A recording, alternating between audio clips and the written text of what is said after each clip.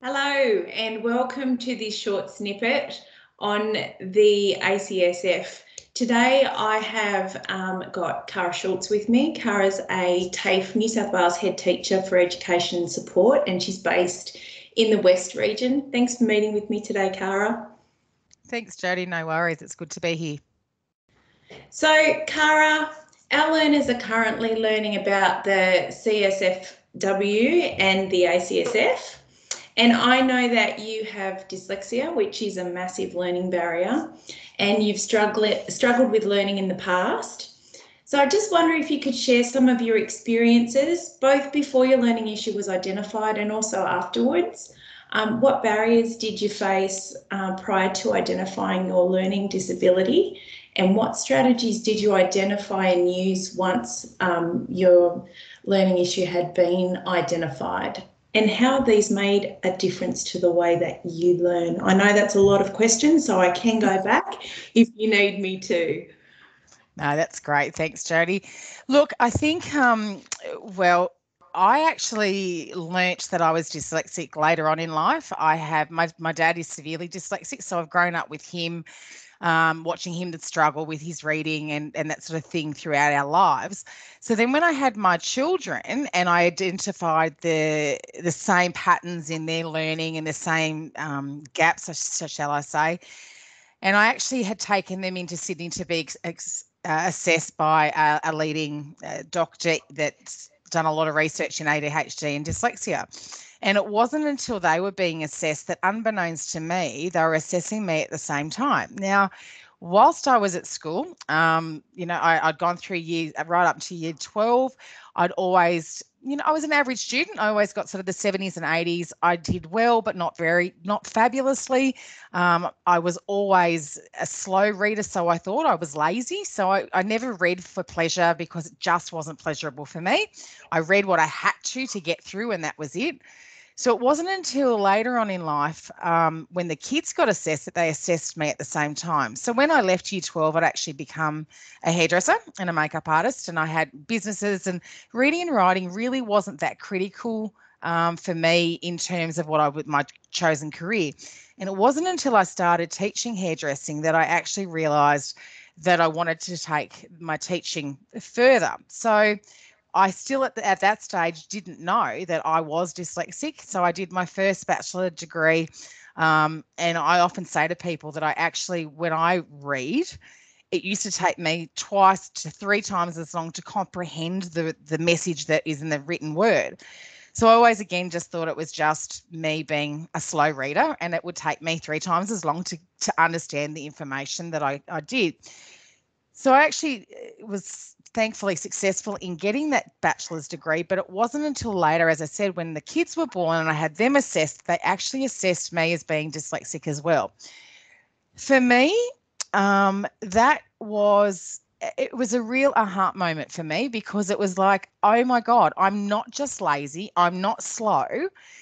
There's actually a reason to why I struggle and why the comprehension took so long for me to understand. Even to this day, I still take 10 times as long to read as everybody else. I get the information, but it just takes me longer to get it. So I think when they finally diagnosed me with dyslexia, it was that aha moment, and it made me feel I felt better in myself, because it was like, okay, I'm not just slow. And it had always been something that I'd really struggled with because I was embarrassed. I didn't like reading out aloud. And even as the kids were growing up, I'd read stories to them. And to this day, we laugh about the fact that I always read, but sometimes I would ad lib and just make up words along the way, so that the story still flowed. So we sort of laugh about those things now, because obviously both the boys are dyslexic. So it was just a coping mechanism that I put in place. I have to have a look at the rest of that question because there's so much of it. Yes, sorry. What strategies do you use? I know you are a profusive, lifelong learner, and you've got about 57 degrees. So what strategies have you got in place to help you learn or to make learning a little bit easier? I know you've said that it takes you a little bit longer. Yep. So in vet practice, if we were in the vet environment and we identified that sort of issue with our learners, we would look at making reasonable adjustment to assessments. But in terms of you as a learner, what strategies have you got in place that you might use to help you comprehend the information? So it's actually funny that you bring that up, Jodie, because at this the degree that I'm just finishing off now, one of my subjects, whenever I've been lucky, most of my subjects that I've done over the years have all been assessment based. So that allows me the time to take that extra bit of time to get to the same point as everybody else. With the subject that I'm doing currently, though, there are exams and they're timed exams, and it was the first time that I actually ever had to tell the uni that I was dyslexic, and they made reasonable adjustment with the evidence that I provided for them in terms of time. So I still get the identical assessment. I just get twice as long to do it. But what I find I do, and it's strategies even when I'm writing, obviously my spelling is appalling. So we're lucky in this day and age that I can, spell check everything that I do.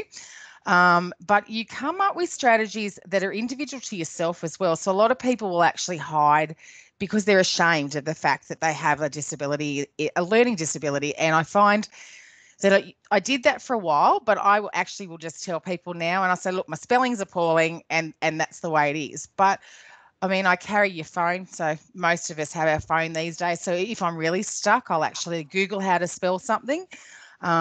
And sometimes I will type it in and the computer has no idea because I've got it so wrong. So then you use your voice recording. I do lots of highlighting. I have learnt over the years to do lots of skim reading for critical information, but that has been a lifelong. I've probably taken me 20 years to actually get that. And I wouldn't say I'm an expert at it, but I'm able to get the key points out of stuff. But I might have to read the same paragraph a few times to actually understand what those key points are. Highlighting, I do, as I said, lots of Googling. I colour code. So you'll find I have sticky notes and colour codes and lots of things like that. And I actually then will abbreviate any sort of acronyms and that sort of thing. I will write in my own handwriting because I find that I remember things better if I've handwritten it myself. And one of the things that I do a lot is I'll actually find examples so that I can actually have a look at something that is a really good example, and then I can use that as a model so that then I can sort of scaffold my writing to be around the same structure. Look, there's sometimes even in terms of pronunciation of words, I get quite tongue-tied. So there are times that I will actually ask the computer, how do you say such and such? And I've become a master at doing it, and I do it quite discreetly. So people actually don't even see me do it half the time. I don't think you've probably ever noticed me do that, Jo. No. And we've known each other for a very long time. Yeah. So there's strategies that you become very good at doing without being overtly open in front of everyone. It's not that I'm hiding it. It's just that I've become discreet at being able to do it. Yeah. Yeah. You've mastered it. Yeah. But some of those strategies that you've highlighted, you could use with students, regardless of whether or not they have an LLN issue or a learning disability. So as being an LLN specialist, I think a lot of those things that I use for myself is actually best practice teaching anyway. Yeah. And obviously becoming a teacher has helped me with those strategies because I thought, oh, they work really well and those sorts of things. But, one of the things that I used to laugh when I was teaching hairdressing, I'd have to write on the board. And for me, reading out loud and writing on the board was something that I'd actually get quite anxious about because of my spelling and my pronunciation. But I became really good. I'd be writing on the board and then you'd hear, Miss, that's not how you spell that. And I'd go, great work. So which word was it? How do we say it? And how do you spell it? So I'd actually turn it into a teaching strategy. So the students actually didn't know that they were helping me, but it was also that I could say face and they didn't know. And it wasn't until later that I'd say to them, you know what, guys, I've actually got dyslexia. And they'd go, oh my God, is that why you've been doing that? So, you build your rapport and you but to start with, when you're out in a brand new group and you don't want them to know, I used it as a teaching strategy. Yeah. So you turn your weakness into a strength. That's it. Nice way to reframe. So you've mentioned you're an LLN specialist. Can you tell us what the role of an LLN specialist is in supporting a vet teacher? And we're learning about the ACSF. So can you also tell us how you might use the ACSF in practice? Yeah. Okay, so obviously I have a love and a passion for the vet environment. So being an LLN specialist allows me to actually work with a really broad range of vocational areas, which has been fantastic. One of the, I suppose, the most critical things as an LLN specialist that we do is that we'll actually screen or assess your students, your vet students, to see where their LLN levels sit. What are their core skills? So that we actually can see what the gap is between the level that student is and the level required for their vet industry areas. So that's one of the, I suppose, the most critical things. We'll come in and assess the students. And generally, I know in our practice, we generally assess everybody, and then we can gauge those that are going to need some support. So what we do then, there's a range of techniques and strategies that we use to support those students, some of which have been team teaching. So I've actually been, I think for about 5 years, I was an LLN specialist in the welding industry. So I actually used to go in and I would actually deliver the maths that the welding students would need. So I'd be able to teach them the concepts that were required, but then the welding teachers could actually put it into context for them so that they could be able to see what they were learning and how it's used in their vet area. So lots of team teaching.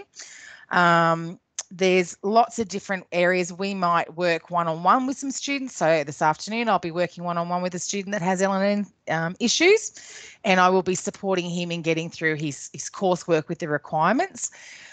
There's lots of things that we do in terms of assisting students. Might be, depending on their levels and where they are, it might be supporting them and making a reasonable adjustment for things. It might be having a note taker organised. It might be having a scribe, a scribe and a note taker. So that way students aren't having to write from the board, because I know one of the things with dyslexia, and that's one learning disability, it's not all LLN issues, but one of the things, we can't write from the board to the paper very well without getting distracted. So there's lots of things that we can put in place that can support those students along the way. I think one of the critical things that we do is that support. So it's not the vet teacher's responsibility to be experts to support their students in the LLN environment. It's so that they can identify whether or not their students are going to need help. And that's when they bring us in so that we can implement strategies that will support those learners. It may be modelling, as I said, with myself. It might be scaffolding things. It might mean rewriting some technical documents into plain English so that there's understanding. It might mean, making activities out of what they have to do and asking questions about it. You'll find a lot of people that have LLN issues are brilliant at what they do.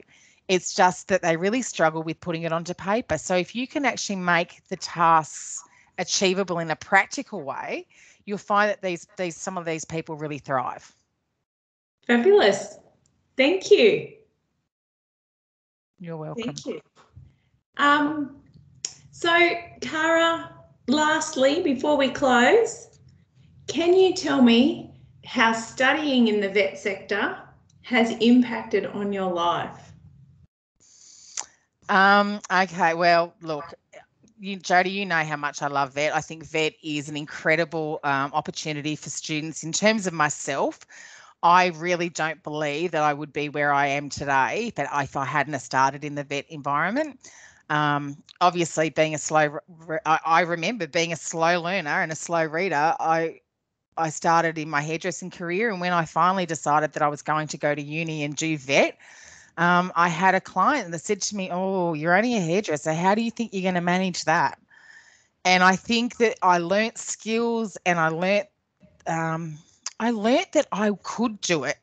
And obviously being dyslexic, it was one of those things that I wanted to prove to not only the world, but probably more so as to myself, that I could actually achieve what I wanted to, regardless of what barriers that I have.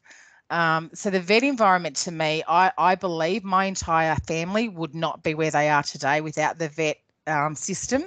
I have lots of second chance learners in my family. Being a hereditary thing, the dyslexia runs deep in our veins. So I think that from right back from my father, my husband, my children, none of them would be able to achieve what they've achieved without it. So to me, vet is an amazing opportunity. It's great because we're dealing with vet experts and we're learning from the best. But there's also things in place that can support people that have LLN issues, and they can still achieve greatness. Fantastic. Thank you, Cara. Thank you for sharing your story with us today, and thank you so much for your input. Hopefully, our learners in our course will find it really meaningful. And thanks again for your time, and thanks for being so open and transparent and honest. You're welcome. Thank you for having me, Jodie. Thank you, Cara. Thanks. Bye. Bye.